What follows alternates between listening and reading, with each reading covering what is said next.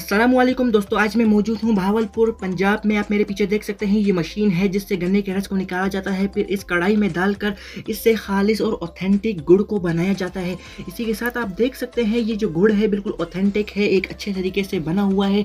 3-4 किस्म के इसमें प्रोसेस लगते हैं। ये जो गन्ने का रस है ये उबल रहा है, जिसके बाद ये गाढ़ा हो जाता है, जिसके बाद इसके स्मॉल स्मॉल पीसेस बनाए जाते हैं गुड़ की शक्ल में और इसे मुल्क भर में एक्सपोर्ट किया जाता है। फिर ये आप देख सकते हैं पहले गन्ने के रस को पकाया जाता है और फिर इसे अलग से बॉक्स में डालकर इसके छोटे छोटे स्मॉल पीसेस बनाए जाते हैं।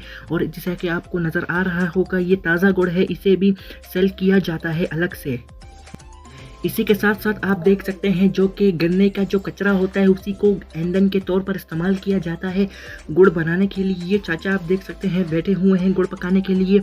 ये जो गुड़ आप मेरे हाथ में देख रहे हैं ये सादा गुड़ है और जिसकी कीमत में भी फ़र्क होता है। आप ये देख सकते हैं इंतहाई ताज़ा